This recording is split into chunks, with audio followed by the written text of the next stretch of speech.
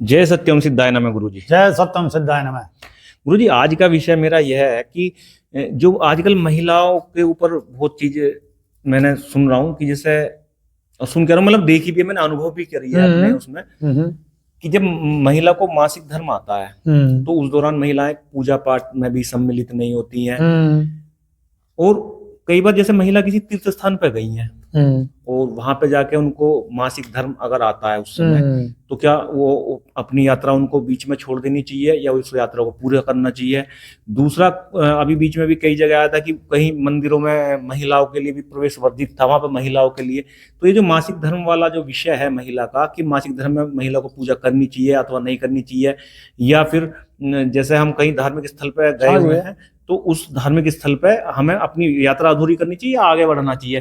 तो इसमें आपका क्या मतलब है? इसमें जैसे मंदिर का विषय है, देखो वो स्वच्छता का है और आपने उस तरीके कोई वस्त्र धारण नहीं कर रखा कि जिसकी वजह से कोई रक्त जो प्रवाह रहता है वो गिर ना जाए, बूंद ना गिर जाए, तो मंदिर की अशुद्धि हो जाएगी। वो उस वजह से मना करते हैं जी। ऐसा नहीं है कि जो किसी वजह से भगवान पर कोई फर्क नहीं पड़ रहा। इसको फॉर एग्जाम्पल ऐसा समझ सकते हो कि देखिए सती ने तपस्या करी, सती माता ने तपस्या करी और पार्वती माता ने तपस्या करी, अदर्स भी तपस्या करे।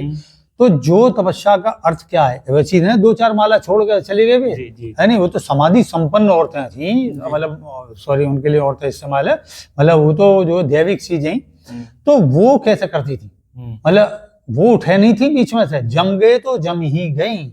और अभी ये थोड़ा ना कि मान लो शिव जी आए और उन्होंने देखा भक्त तो गया, 3-4 दिन के लिए गया, वो कम से कम 2 दिन के लिए तो गया ही गया। पर शुद्धि आचरण में मतलब साप्ताहिक है वैसे तो शुद्धि आचरण पूरा, लेकिन 3 दिन तो पक्के मान लो है नी, और उसमें पेन भी है नी। तो उस पेन वाली ऐसी स्थिति में उसके विश्राम को बनाया गया ये।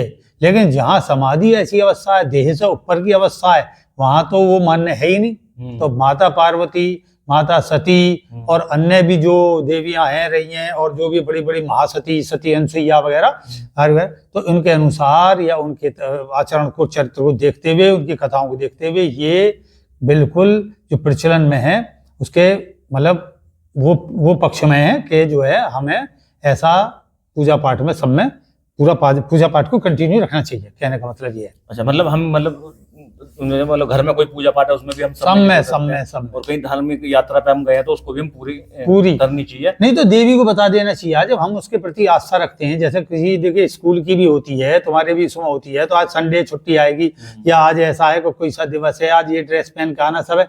तो जो भगवान है अगर उसको ये आदेश देना होता तो जो अपने भक्त को आदेश ना देता, कल से तुझे पीरियड शुरू होने वाले हैं और तू आइयो मतलब मेरे स्थान पे, है नहीं। जब वो ये देते हैं कि हमारी बुला रही है और माता के बुलावे से ही हम जाते हैं, तो इसमें जब बिलीव कर रहे हो तो इसमें कैसे कर रहे हो अधकच्चे ज्ञान में।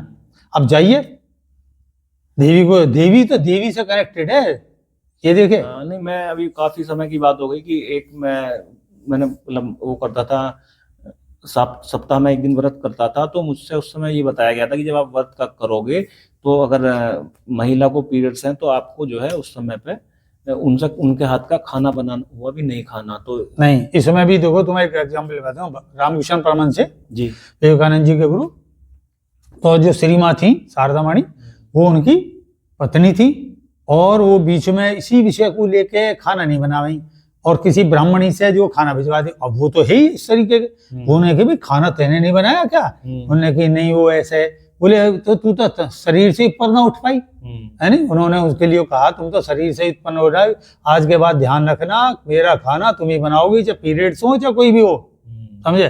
तो जो इतने बड़े काली माता के सिद्ध महासिद्ध अवतार वरिष्ठ कह सकते हैं उन्हें, वो जो है इस चीज का वो कह रहे हैं, समर्थन कर रहे हैं, तो और कौन है उनसे ज्यादा कोई सिद्ध हो सके कोई। चलिए ठीक है गुरु महाराज, आपने बहुत अच्छा हमें इस विषय पे हमारा मार्गदर्शन करा, इसके लिए बहुत बहुत आभार, बहुत बहुत धन्यवाद। जय सत्यम सिद्धाय। जय सत्यम सिद्धाय कल्याण भव।